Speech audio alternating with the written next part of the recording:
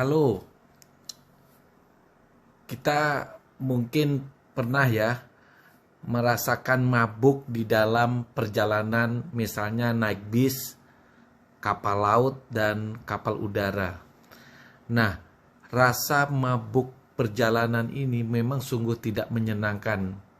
Bahkan bisa membuat seseorang trauma untuk melakukan perjalanan jauh. Nah, hari ini kita membuat video tentang mabuk perjalanan agar kita bisa menghindarkan diri daripada mabuk perjalanan ini.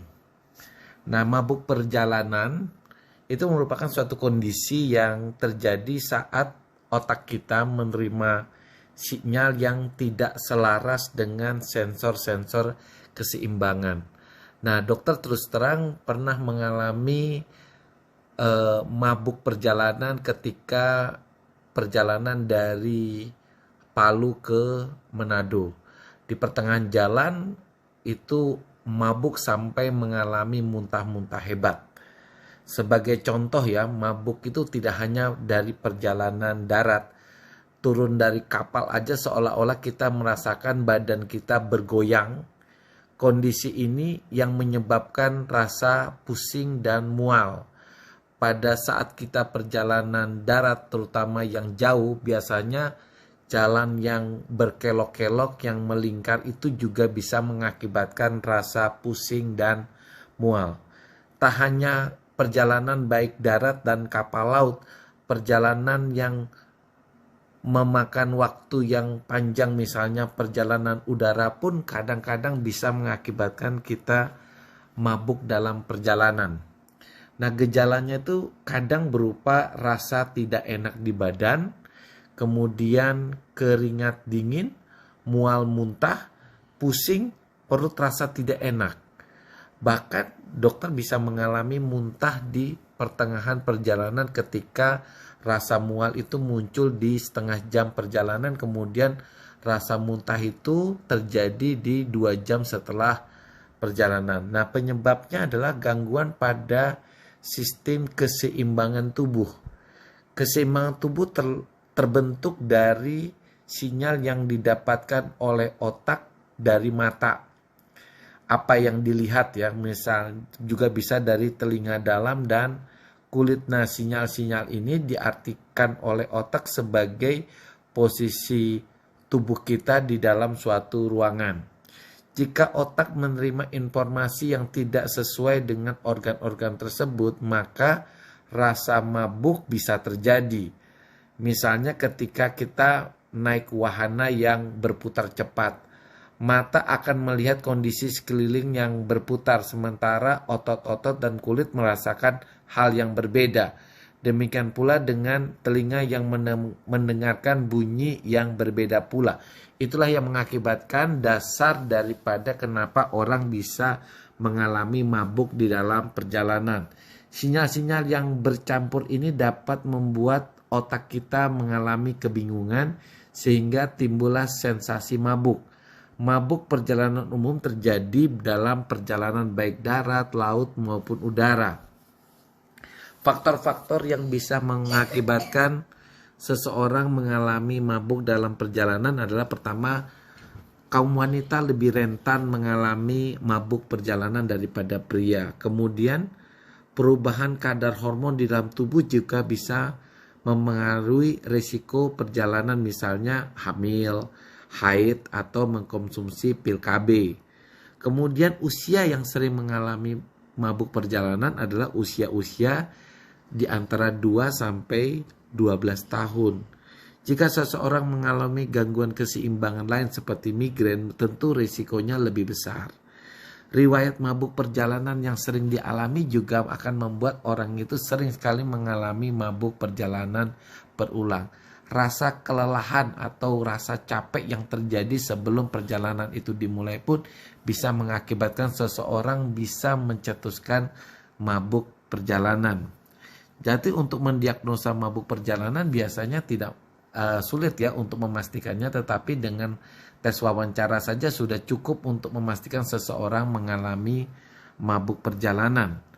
Adapun obat-obat yang bisa digunakan untuk mengatasi atau mencegah daripada mabuk perjalanan, pertama adalah golongan yang termasuk antihistamin yang selama ini digunakan untuk kasus-kasus alergi. Ternyata antihistamin juga bisa digunakan untuk kasus-kasus mencegah daripada mabuk perjalanan. Skopolamin yang biasanya digunakan dalam bentuk koyo yang kita tempel di dahi kita ternyata juga bisa mencegah mabuk perjalanan. Selain obat-obatan, mungkin kita bisa membantu secara mandiri dengan menggunakan aroma terapi, misalnya minyak kayu putih atau aromaterapi lavender. Bahkan ada yang mencium bau kopi untuk menangani atau mencegah daripada mabuk perjalanan. Nah, mabuk perjalanan ini bisa saja mengakibatkan seseorang mengalami kekurangan cairan atau dehidrasi jika mengalami kasus yang cukup berulang-ulang, artinya muntahnya cukup banyak, yang bisa membuat orang kehabisan cairan tubuhnya walaupun kasus ini cukup jarang. Bahkan orang bisa mengalami tidak mungkin untuk, atau boleh dikatakan bisa tapi kasusnya cukup jarang, adalah gangguan kecemasan, depresi untuk melakukan perjalanan yang cukup jauh. Dan tip untuk rekan-rekan yang mau mudik dalam perjalanan yang cukup jauh untuk terhindar daripada mabuk perjalanan adalah, pertama, mencegah seperti tidak membaca di dalam kendaraan yang sedang bergerak. Hindari makanan berlemak atau asam ketika di dalam perjalanan. Cukup minum cairan, kemudian istirahat yang cukup sebelumnya. Jika mulai merasa mabuk, mungkin berdiri untuk mencegah mabuk, ya, berdiri sejak jadi kendaraannya berhenti untuk istirahat, kemudian keluar dari kendaraan untuk berdiri sejenak. Konsumsi biskuit yang tanpa rasa. Senderkan kepala agar kepala tidak terlalu banyak terguncang. Kemudian untuk perjalanan darat itu duduk di kursi depan juga cukup membantu untuk menghindari daripada mabuk perjalanan. Fokuskan pandangan pada pemandangan yang jauh di depan daripada pemandangan yang di samping. Bagi beberapa orang mungkin tindakan menyetir bisa menghindari daripada mabuk perjalanan. Duduk menghadap ke depan searah dengan gerakan kendaraan. Jadi jangan suka memandang pemandangan yang di sisi samping daripada kendaraan. Untuk perjalanan laut itu mungkin pilih kabin yang terletak di tengah kapal dekat dengan permukaan air. Saat berlayar, pergilah ke dek kapal atau fokuskan pandangan ke pemandangan yang jauh ke depan. Untuk perjalanan udara, pilihlah kursi yang dekat jendela, kemudian kursi pada barisan di depan sayap pesawat agar mengalami guncangan yang lebih sedikit.